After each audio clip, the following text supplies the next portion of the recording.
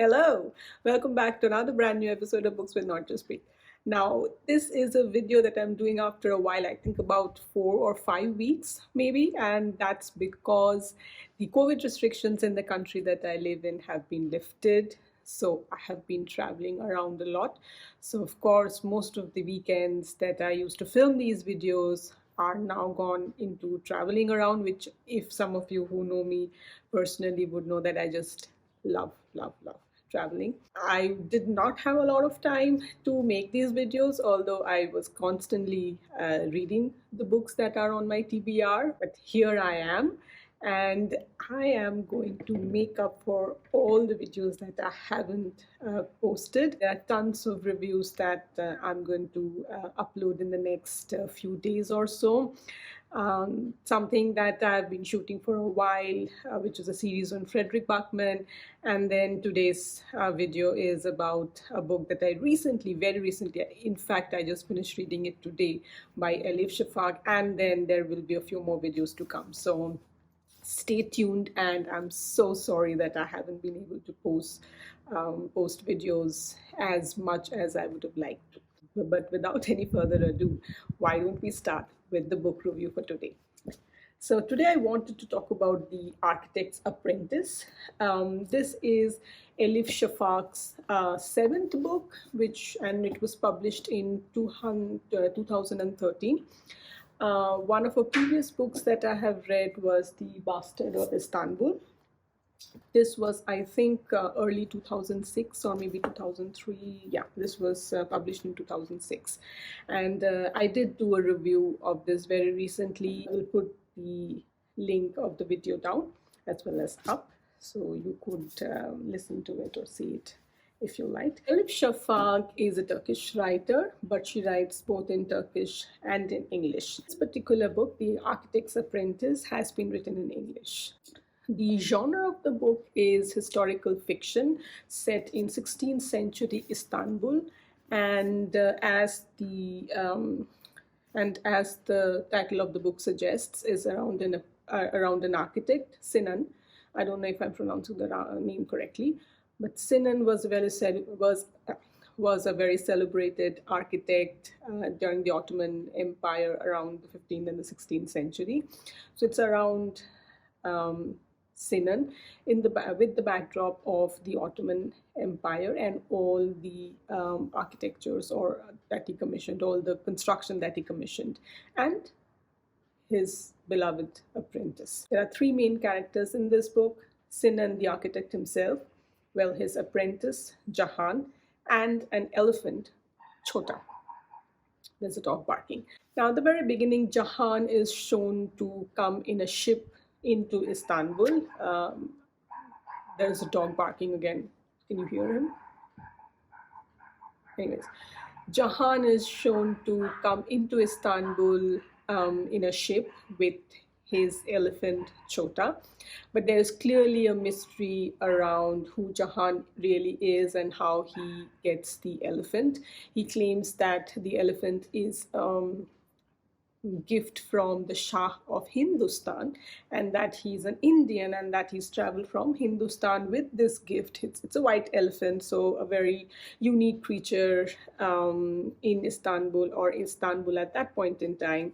And so he claims that he has brought in a gift from the Shah of Hindustan for the Sultan of Istanbul, or the Ottoman Empire, and hence he gets into the royal household. And then what follows is how this Mahout of the elephant, so Jahan and the elephant Chota, how they get into the royal household, the different interactions that they have with the different people in the royal household, and then how he gets to be the apprentice of the chief architect of the Sultan, which is Sinan. And then all the buildings, the mosques, the observatories, bridges, and everything else that Sinan, Jahan, and some of Sinan's other apprentices built together throughout Istanbul and some of the other cities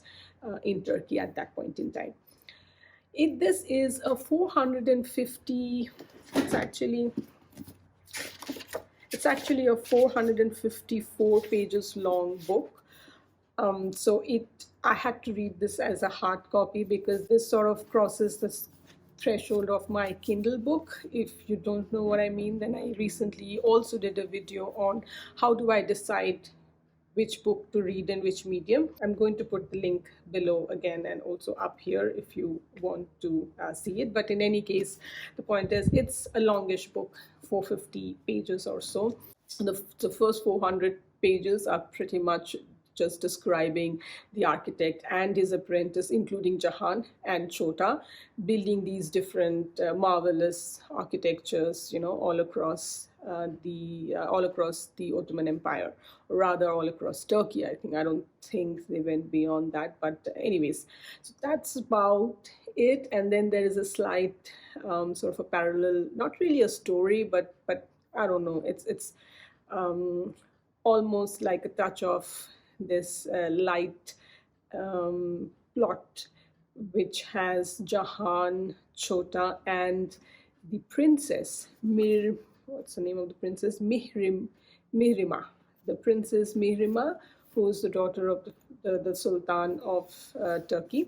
I think that's what the story is really about. Then, towards the very, very end, so around page 400 or so, the last 50 pages, there is a sudden flurry of activity, a sudden unopening of a lot of mysteries that we've carried along through the book and through the story, and these sort of get unraveled at a very, very fast pace. So there is suddenly a lot of activity going on, and with that there is almost like a happy ending. Did I like this book?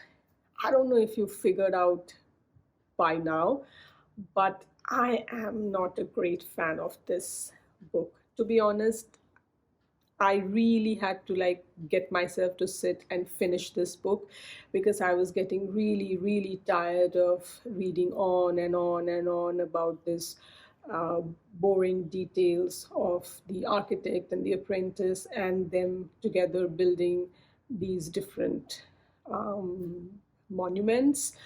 Um, I felt that none of this was really moving the story ahead. These were like disparate events across different timelines, and until still, even after completing the book, I don't know why any of those events were talked about because I don't think it really helped in bringing the story to the conclusion that it came to. And honestly, what I felt like was there was these three characters, and they went about doing what they wanted to do. And then there was this backdrop of everything else that was happening in the Ottoman Empire, which meant kings who were sultans who were getting old and then dying, and then their sons coming in and taking their place before they killed all their brothers. And then there was a princess who might have been in love with one of the characters, Jahan, but may not have been, but then she was wedded off to another person, and blah blah blah blah blah. And then there were a group of gypsies, then there was the grand vizier, then there was the chief eunuch, and and then there was also mention of Michelangelo, the famous Michelangelo from Rome. Then there were mentions of some of the other great historians, artists, philosophers around that time or before that time. And it is almost like a sad medley of too many things put together and not having any impact at all, or rather having a very, very tiresome and dreadful impact, if at all. So, my take on this book is that I would not recommend it. I have read other historical fictions and I've really liked it, but was this was an attempt of historical fiction, and it just did not go anywhere near it. I must say that I had really high hopes from Elif Shafak's books because The Bastard of Istanbul I really liked and I loved reading. And I picked this book up having the same sort of expectations, but unfortunately, The Architect's Apprentice fell really, really short of my expectations. That's pretty much my review of this book. If you have read it yourself and you think differently, then do let me know in the comment section. I would love to hear your thoughts. In any case, let me know how you like the video again by putting your comments in the comment section. And if you did like my video, then do like and share and subscribe to my channel for more interesting videos. Before I go, there are two more books which I'm planning to read in the historical fiction section, and those are books by Kristen Hanna.